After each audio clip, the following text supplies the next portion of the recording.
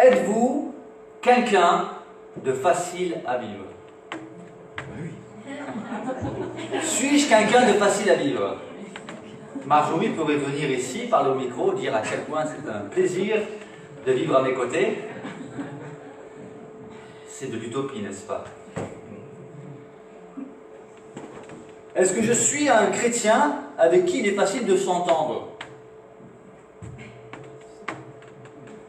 Ou est-il nécessaire par moments de me supporter? De vous supporter? De nous supporter? Ou peut-être alors avez-vous un caractère fort? Même certains cherchent à s'imposer. Il y en a qui veulent la première place, qui veulent un poste. Alors nous avons une bonne nouvelle avec Luc et le conseil. Il y a des places à prendre s'il y a des volontaires. Chez nous, ce n'est pas un problème. Dans certaines églises, il y en a qui veulent le poste de trésorier, le poste de président, ils veulent faire partie du conseil. Chez nous, nous n'avons pas ce problème-là, car nous avons des frères et sœurs qui sont d'une humilité tout à fait extraordinaire. N'est-ce pas? Peut-être avez-vous la critique facile? Non, non, pas ici. Dans les autres églises, oui, mais pas chez nous. Oui. Chez nous, non. Ou peut-être au contraire, êtes-vous quelqu'un, et là je pense que nous pouvons nous sentir concernés, nous sommes doux, aimables, compatissants, miséricordieux, prompts à encourager l'un, à relever l'autre. Il y a un peu de tout cela de toute façon dans notre Église. C'est pourtant bien vers cet idéal que nous devons marcher, n'est-ce pas? Cependant, il faut revenir sur terre. Et bien, dans l'Église de Jésus-Christ, il y a différents tempéraments, différents caractères, différentes personnalités. Et c'est ainsi que ce commandement de l'apôtre Paul est à prendre en compte. Enfin, l'apôtre Paul qui est un porte-parole du Seigneur, n'est-ce pas? Supportez-vous les uns les autres. Un commandement qui est un défi, car il faut être honnête. Il suffit que nous nous arrêtions un instant et nous allons réaliser que plus d'une fois, nous ne nous sommes pas supportés.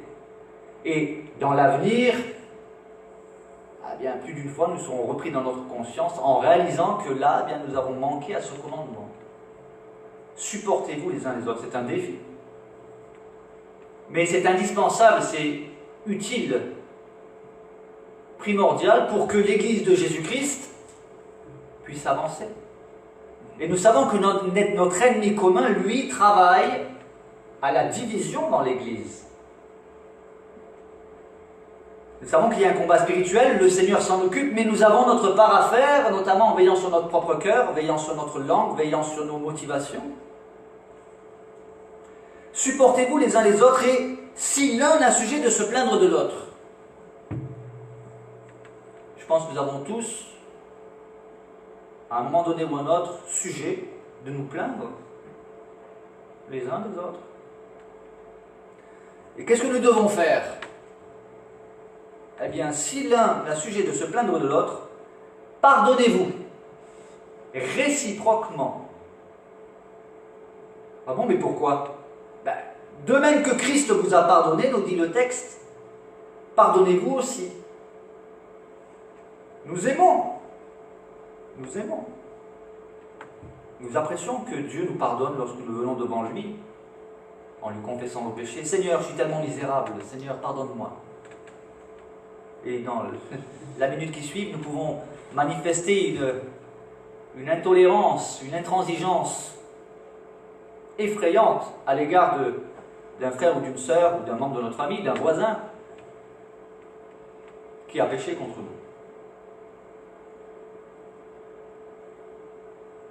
Je rappelle quand même le contexte de ce verset. Revêtez-vous de sentiments de compassion. C'est un programme. De bonté, d'humilité, de douceur, de patience. Et c'est dans ce contexte-là que Paul dit « Supportez-vous les uns les autres ». Notre contexte psychologique, spirituel, émotionnel est important. Et on ne peut pas se supporter les uns les autres si nous ne sommes pas animés de compassion, de bonté, d'humilité, de douceur et de patience. Si nous avons le cœur aigri, si nous avons des rancœurs, des rancunes, eh bien nous ne supporterons personne, peut-être même pas nous-mêmes. Et il continue, de même que Christ vous a pardonné, pardonnez-vous aussi, mais par-dessus toutes ces choses, revêtez-vous de l'amour. Pourquoi? L'amour qui est le lien de la perfection. Et nous savons, nous sommes dans la série, pour cette année, de prédications qui tourneront le plus souvent, très souvent, autour du thème les uns les autres. Et tous les thèmes connexes, supportez-vous les uns les autres, encouragez-vous les uns les autres, priez les uns pour les autres, ont tous un dénominateur commun, aimez-vous les uns les autres. Tout est compris dans ce commandement, aimez-vous les uns les autres. Et si nous ne sommes pas animés de cet amour, alors attention, il faut définir ce qu'est l'amour. Ah mais je ne ressens pas d'amour pour ce frère, ni d'amour pour cette sœur. Oui, ça c'est notre conception à nous de l'amour. La conception biblique de l'amour n'a rien à voir avec un sentiment. Même s'il y a du sentiment dans l'amour, définir l'amour uniquement par un sentiment, c'est se tromper. Quand Jésus dit « aimez vos ennemis », soyons honnêtes, est-ce qu'il nous demande d'éprouver des sentiments d'amour pour nos ennemis? L'amour biblique, c'est un amour qui se traduit en actes. Pour nous, l'amour, c'est des sentiments, mais l'amour biblique, c'est des actes. Dieu a tant aimé le monde qu'il a éprouvé beaucoup de sentiments. Les sentiments, possiblement, chez lui, ont été traduits en actes. Dieu a tant aimé le monde qu'il a agi, il a donné. Il a donné quoi? Ce qu'il avait de plus cher, son Fils unique. Pourquoi? Afin que quiconque croit en lui ne périsse point, mais qu'il ait la vie éternelle. Un verset qui est tellement connu que des fois, on oublie la teneur profonde. Quand Jésus nous demande de nous aimer les uns les autres, c'est-à-dire de manifester des actes qui démontrent l'amour.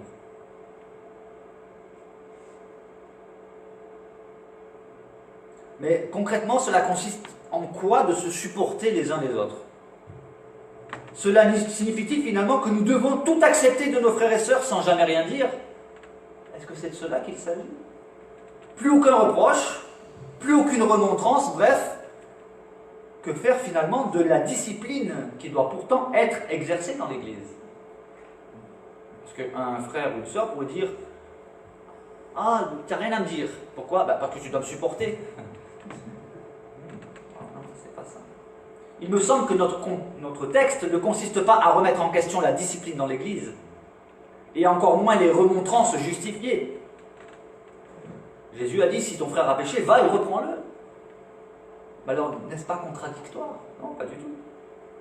Il m'apparaît davantage qu'il est question ici des chicaneries qui empoisonnent les relations au sein de l'Église. Nous avons tous des traits de caractère, des comportements qui peuvent irriter l'un, agacer l'autre.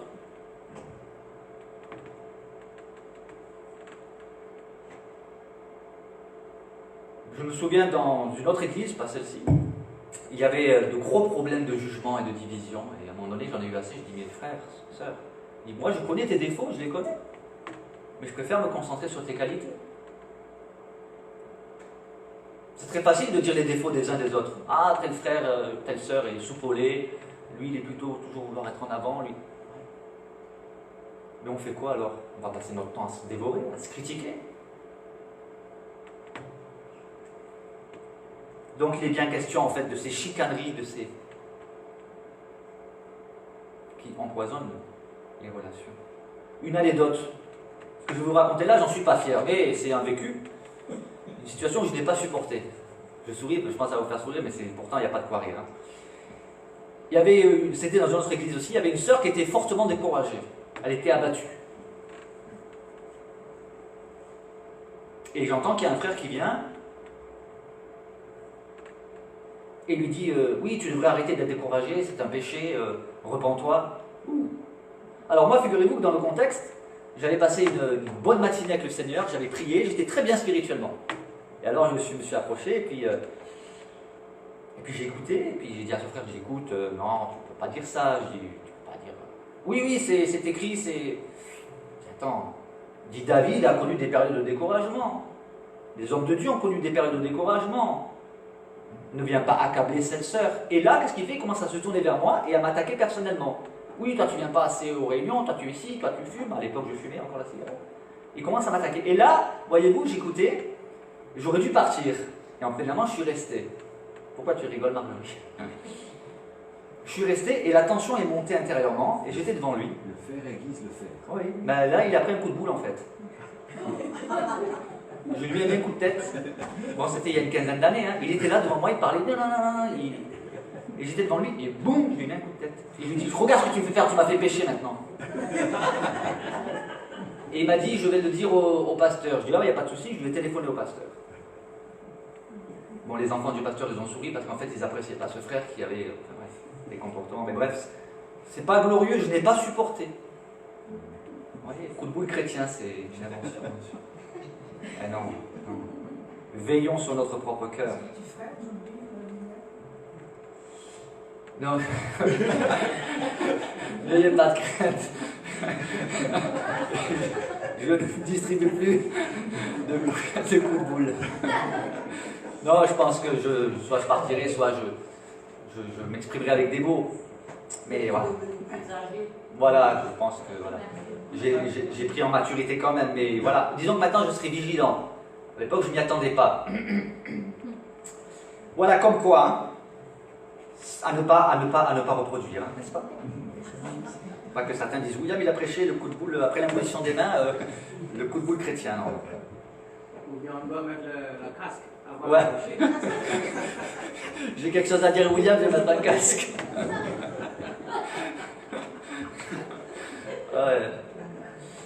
Donc, nous supporter les uns les autres, cela ne signifie nullement que l'on devient aveugle sur les comportements des autres, mais cela consiste davantage à être conciliant et à ne pas toujours chercher la petite bête chez l'autre. Cela signifie aussi que je sais très bien que tel frère a tendance à être grincheux, que telle autre sœur a de tendances impulsives, que tel autre a la critique facile, mais je m'en accommode. Parce que je sais très bien que je ne vais pas réussir à changer mon frère ou ma sœur, hein, vu que j'arrive pas déjà à me changer moi-même. Parce que je suis conscient que moi aussi, eh bien, j'ai des traits de caractère qui ne plaisent pas forcément à tous ceux qui me côtoient. Alors, j'aimerais prendre pour exemple l'incroyable équipe de choc que le Seigneur s'est constituée. Allez. Le premier, Simon, appelé Pierre. Pierre, lui, l'enthousiaste, le prétentieux, impulsif, instable, qui s'est placé au-dessus des autres, en affirmant au Seigneur, hein, si les autres te renient, hein, Seigneur, eh bien, moi, je ne te renierai pas. Qu'est-ce qu'ils ont pensé, les autres? Parce qu'ils l'ont entendu, n'est-ce pas? Et c'est aussi lui qui a refusé que Jésus lui lave les pieds. Puis après, il a voulu, lorsque Jésus lui a expliqué, il a voulu alors qu'il a dit, alors lave-moi tout le corps. Jésus a dit, non, les pieds, ça suffit. Vous voyez, c'était Pierre. C'est aussi lui qui a fait une extraordinaire déclaration de foi. Tu es le Christ, le Fils de Dieu. Amen. Mais c'est aussi lui qui, aussitôt après, a repris Jésus en lui disant, Jésus venait d'annoncer ce qui allait lui arriver. Et Pierre lui dit, à Dieu ne plaise, Seigneur, cela ne t'arrivera pas. Jésus lui a dit, arrière de moi, Satan, tu m'étais en scandale, car tu ne conçois pas les choses de Dieu. C'est Pierre. C'est aussi lui qui a marché sur l'eau, mais qui s'est aussi enfoncé dans l'eau par manque de foi. Et bien évidemment, c'est lui qui a nié connaître Jésus à 3 reprises. Sans oublier l'hypocrisie dont il a usé envers les frères non-juifs bien plus tard, à tel point que l'apôtre Paul a dû le reprendre. Aurions-nous accepté Pierre dans notre Église? Qu'aurions-nous pensé de Pierre? Et pourtant, le Seigneur voyait le potentiel réel de Pierre. Il y aurait encore beaucoup à dire sur Pierre, mais je ne vais pas m'étaler davantage. On va voir l'échantillon, l'équipe de choc. Il y avait André, son frère. Alors lui, son frère, par contre, il était timide, discret, voire effacé. Il faisait pourtant partie de l'équipe. Et dans l'église, eh bien, il y a des frères et des sœurs qui sont plutôt exubérants, extravertis, et d'autres qui sont plutôt effacés, timides. Alors, tendance à dire, mais bouge-toi un peu. Allez. Tu ne dois pas être timide, c'est un péché. Boum, boum, boum. Il y a aussi Jacques, fils de Zébédée, avec son frère Jean. Alors, tous deux, ils avaient comploté avec leur mère afin d'avoir une place de choix auprès du Seigneur. Vous voyez le texte. Jésus dit, « Voici, nous montons à Jérusalem, et le Fils de l'homme sera livré aux principaux sacrificateurs et aux scribes. Ils le condamneront à mort et ils le livreront aux païens pour qu'ils se moquent de lui, le battent de verge et le crucifient. Et le troisième jour, il ressuscitera. Alors la mère des fils de Zébédée s'approcha de Jésus avec ses fils et se prosterna pour lui faire une demande. Il lui dit, « Que veux-tu » Complot de la maman avec le nom. « Ordonne » c'est-à-dire passe un ordre. Ordonne, lui dit-elle, que mes deux fils, que voici, soient assis dans ton royaume, l'un à ta droite et l'autre à ta gauche. Vous faisiez partie de l'équipe. Parce que la maman, finalement, n'est que le porte-parole. Les pistons sont derrière. La maman, bien sûr, on veut toujours le mieux pour nos enfants. Et Jésus répondit, vous ne savez ce que vous demandez. Pouvez-vous boire la coupe que je dois boire? Et qui c'est qui répond là? Les pistons. Nous le pouvons, dirent-ils. Sont-ils conscients de ce qu'ils disent? Jésus leur répondit, il est vrai que vous boirez ma coupe, mais pour ce qui est d'être assis à ma droite et à ma gauche, cela ne dépend pas de moi et ne sera donné qu'à ceux à qui mon Père l'a réservé. Entre parenthèses, il semblerait qu'il y a 2 places réservées à côté de Jésus. Vous avez déjà réfléchi qui ça pourrait être? Si ça se trouve, ça ne sera pas quelqu'un de connu. Ça sera peut-être quelqu'un qui avait un ministère caché dans l'intercession. Une petite mamie qui ne paye pas de vine. Et ce qui est important à retenir, c'est ceci. C'est là où je voulais en venir. Les autres, ils ont entendu ce qui s'est passé. Les 10 autres, ayant entendu cela, furent indignés contre les 2 frères.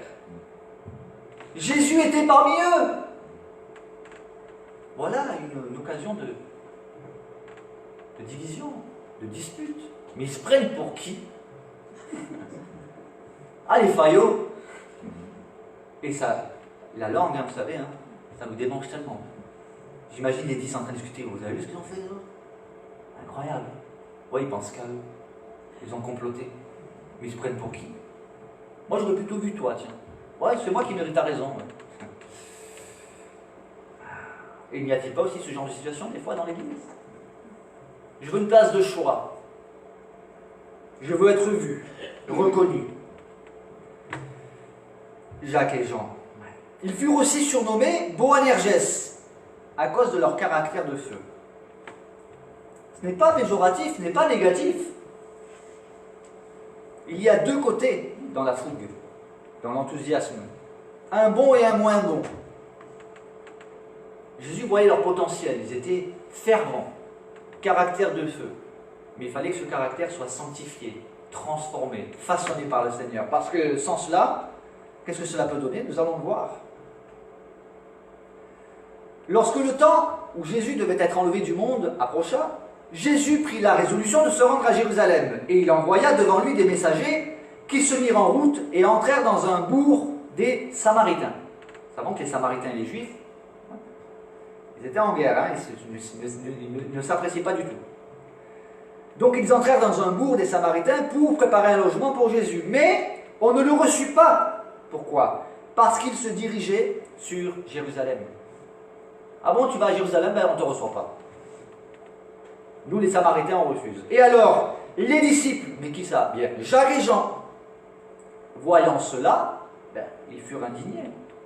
Quoi? Vous ne voulez pas recevoir Jésus, notre Maître, le Fils de Dieu, le Christ? Bon, Seigneur, on va voir Jésus, Est-ce que tu veux par hasard, on ne sait jamais, mais est-ce que tu veux par hasard que nous commandions que le feu descende du ciel et les consume? Jésus se tourna vers eux et les réprimanda, disant, mais vous ne savez de quel esprit vous êtes animés, car le Fils de l'homme est venu non pour perdre les âmes des hommes, mais pour les sauver.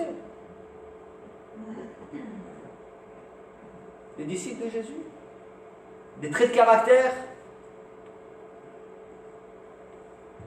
ça ferait peur. Vous imaginez, on fait une évangélisation, et puis des personnes ouvrent la porte et puis referment, et puis je sais pas, je dirais au pasteur Grégoire, qu'est-ce que t'en penses? On prie pour qu'il y ait un tremblement de terre et que l'immeuble s'écroule. Non, pourtant, ils ont dit ça à Jésus, à Jésus. Seigneur, allez, fais tomber le feu du ciel. Un excès de foi.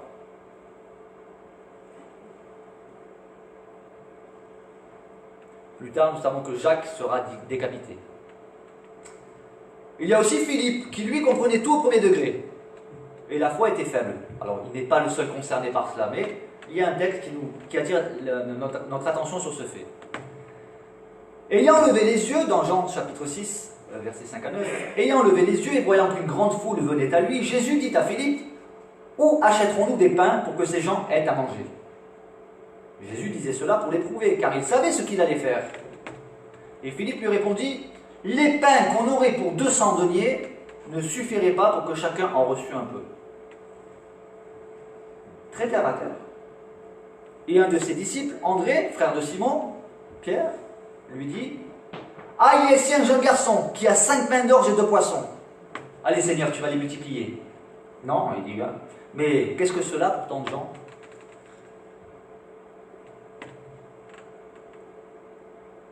« 200 deniers, ça représentait une sacrée somme.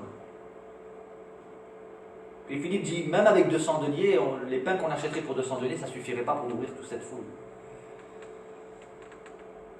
Il fait partie de l'équipe des disciples.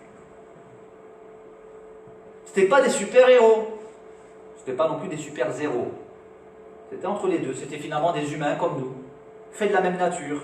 Ils n'étaient pas meilleurs, ils n'étaient pas moins bien. Ils avaient chacun des tempéraments, avec des forces, des faiblesses. C'est aussi Philippe qui dit à Jésus, montre-nous le Père et cela nous suffit. Jésus avait dit, si vous me connaissiez, vous connaîtriez aussi mon Père, et dès maintenant vous le connaissez et vous l'avez vu. Ah bon? Philippe lui dit, Seigneur, montre-nous le Père et cela nous suffit. Et Jésus lui dit, il y a si longtemps que je suis avec vous et tu ne m'as pas connu, Philippe. Celui qui m'a vu a vu le Père. Comment dis-tu, montre-nous le Père? Le Fils fait un avec le Père. Ne crois-tu pas que je suis dans le Père, que le Père est en moi? Dans la remarque de Jésus, est sous-entendu clairement qu'il aurait dû comprendre. Ils auraient dû comprendre. Et nous réalisons, lorsque nous lisons les évangiles, qu'il y a beaucoup de choses qu'ils n'ont pas compris, les disciples.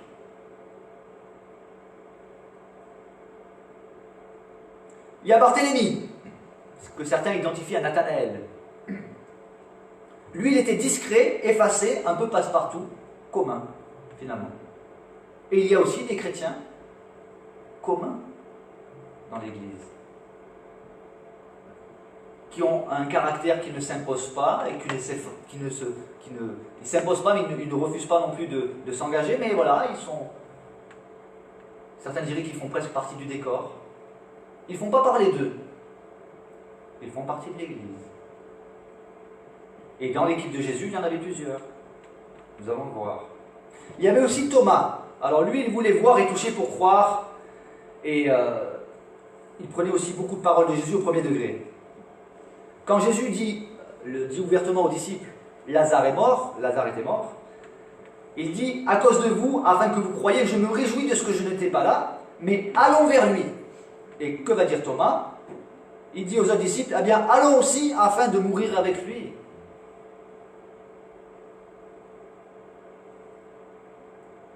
Mais il a une intelligence limitée. Mais qu'est-ce que c'est que cette équipe de bras cassés, certains pourraient penser? C'était l'équipe de Jésus. Et de la même manière, il y a aussi des frères et sœurs dans l'Église qui ont peut-être plus de mal à comprendre certaines choses. Et alors on est tenté de dire, il ne comprend pas. T'en es encore au petit lait.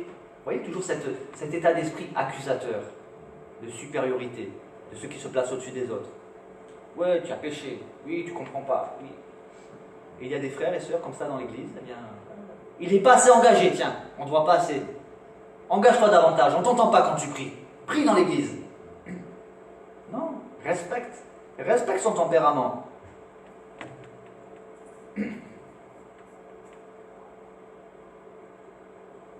Et effectivement, vous avez des frères et sœurs qui ont du mal à croire.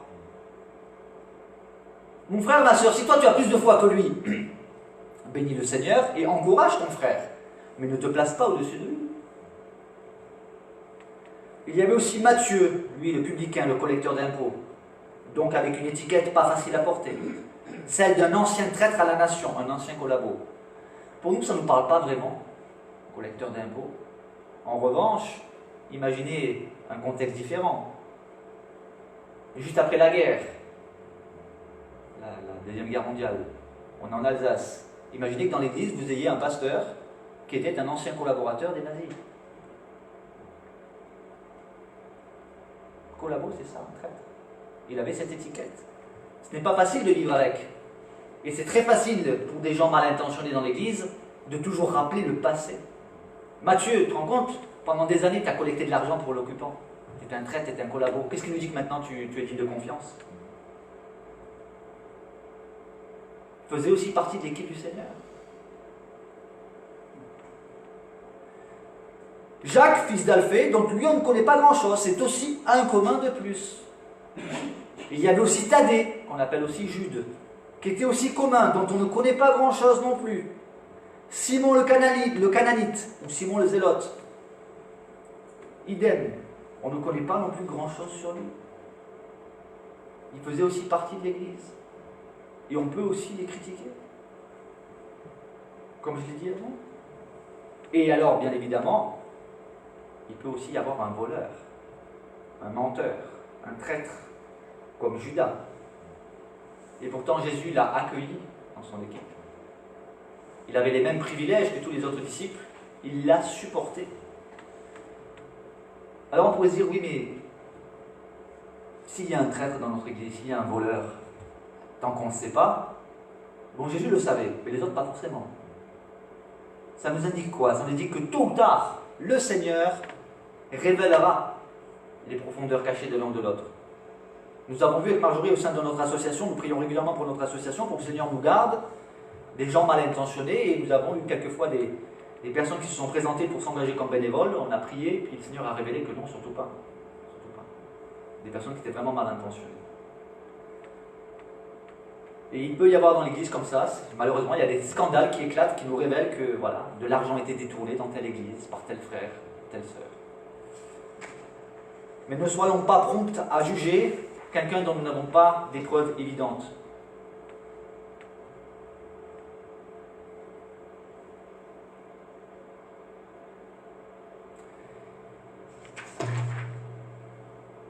Alors voilà, c'était donc juste un petit échantillon, parce qu'on pourrait prendre encore des exemples sur les différentes églises, les Corinthiens, les Philippiens, chez qui il y avait aussi des problèmes de division, de jugement, etc. Mais là, je voulais me concentrer sur un échantillon qu'on trouve parmi les 12, seulement 12, et qui sont, je pense, révélateurs de ce que nous pouvons trouver aujourd'hui dans les grandes lignes, dans les églises.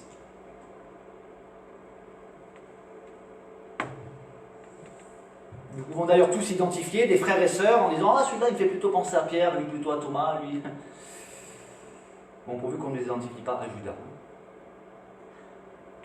Mais Jésus lui-même a supporté ses disciples. À un moment donné, il leur a quand même demandé jusqu'à quand il devait les supporter. Le contexte.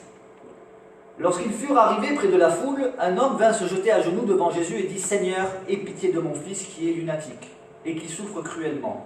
Il tombe souvent dans le feu et souvent dans l'eau. Je l'ai amené à tes disciples et ils n'ont pas pu le guérir. »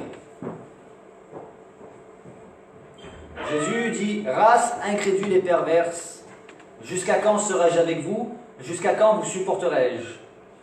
Amenez-le-moi ici. » Jésus parla sévèrement au démon qui sortit de lui et l'enfant fut guéri à l'heure même.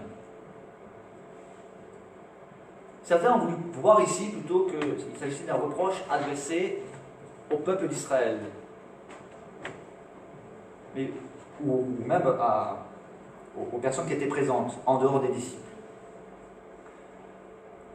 Mais le contexte nous révèle que, en fait, Jésus est indigné de ce que ses disciples n'ont pas réussi à répondre à la demande de ce Père. À plusieurs reprises d'ailleurs, on voit que Jésus reproche à ses disciples leur incrédulité, leur manque d'intelligence. Êtes-vous encore sans intelligence? Leur dira-t-il à plusieurs reprises. Et là il dit, jusqu'à quand serai-je avec vous? Jusqu'à quand vous supporterai-je? Mais supporter, il y a deux sens.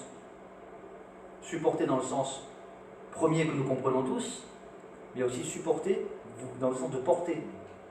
Il y a un moment, mes disciples, je ne serai plus avec vous. Physiquement, je serai là par mon esprit, vous ferez comment? Il a voulu aussi attirer leur attention. Arrêtez d'être incrédules. Jusqu'à quand vous supporterai-je? Paul aux Éphésiens dit ceci: je vous exhorte donc, moi, le prisonnier dans le Seigneur, à marcher d'une manière digne de la vocation qui vous a été adressée, en toute humilité et douceur, avec patience, vous supportant les uns les autres. Comment? Vous supportant les uns les autres avec amour. D'accord, mais c'est tout? Non, non. Vous efforçant de conserver l'unité de l'esprit. Comment? Par le lien de la paix. Tout un programme.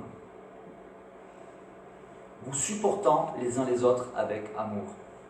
Sans l'amour, il est impossible de nous supporter. Il peut même arriver qu'il y ait des chrétiens qui s'entre-déchirent au point d'aller en justice, au tribunal. C'est ce que dit Paul aux Corinthiens. C'est déjà certes un défaut chez vous que d'avoir des procès les uns avec les autres. Pourquoi ne souffrez-vous pas plutôt de quelque injustice?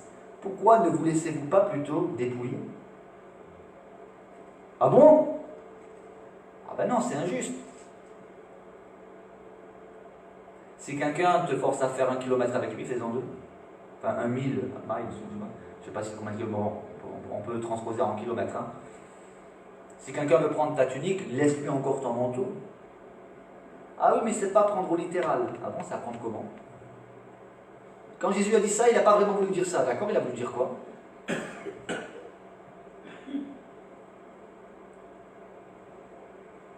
J'ai remarqué, j'ai expérimenté des situations où nous étions dans un casse-tête d'injustice. Et lorsque nous avons laissé cette situation au Seigneur, le Seigneur s'est en occupé et il s'en occupe toujours très bien. Mais cela demande quoi? De la foi. De lui faire confiance. Le Seigneur ne doit d'argent à personne.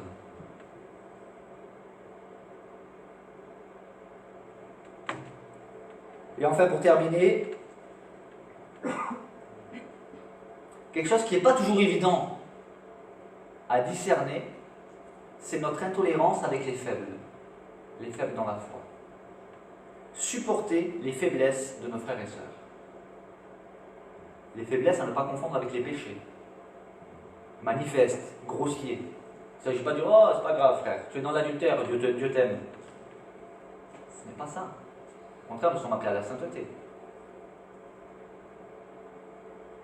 Mais ceux qui sont faibles, comme l'exemple que j'ai donné tout à l'heure de cette sœur qui était découragée. Vous avez des frères et sœurs qui sont régulièrement, constamment, dans le découragement, qui ont une petite foi. Et vous avez beau les encourager, s'agit-il de les écraser? Non, il faut les aimer, prier pour eux, les entourer et les supporter. Pas uniquement dans le domaine de la foi. Il y en a qui manquent de confiance en eux-mêmes. Il y en a qui ont du mal à garder leur boulot, qui sont instables, qui ont besoin de cheminer encore avec le Seigneur. Vous savez, moi, dans les premières années de ma vie chrétienne, j'étais tellement instable qu'il y en a qui disaient « William, il restera jamais chrétien ». J'étais tellement colérique, impulsif. Jamais j'aurais pensé qu'un jour je serais ici à exhorter mes frères et sœurs et encore moins à m'occuper de personnes âgées en résidence spécialisée. Enfin voilà. Le Seigneur a des plans pour nous qui nous dépassent. Paul dit aux Thessaloniciens, c'est pourquoi exhortez-vous réciproquement et édifiez-vous les uns les autres, comme en réalité vous le faites. C'est-à-dire ils le font déjà, il leur dit de continuer à le faire. Nous vous prions, frères, d'avoir de la considération pour ceux qui travaillent parmi vous, qui vous dirigent dans le Seigneur et qui vous exhortent. Ayez pour eux beaucoup d'affection à cause de leur œuvre. Soyez en paix entre vous. Nous vous en prions aussi, frères, avertissez ceux qui vivent dans le désordre. Vous voyez, supportez-vous les uns les autres n'est pas contradictoire avec le fait de s'avertir les uns les autres lorsque nous constatons que l'un vit dans le désordre. Et je rajouterai, supportez-vous les uns les autres, oui, mais lorsqu'il y a des hérésies, des fausses doctrines, il faut aussi les dénoncer. Il faut se tenir à la brèche. Il continue en disant, consolez ceux qui sont abattus, supportez les faibles, usez de patience envers tous, prenez garde que personne ne rende à autrui le mal pour le mal, mais recherchez toujours le bien, soit entre vous, soit envers tous. En lisant ces quelques textes, Je me dis, Seigneur, il y a encore du travail dans ma propre vie. Mais c'est un idéal vers lequel nous tendons. C'est notre ligne de conduite, notre ordre de marche.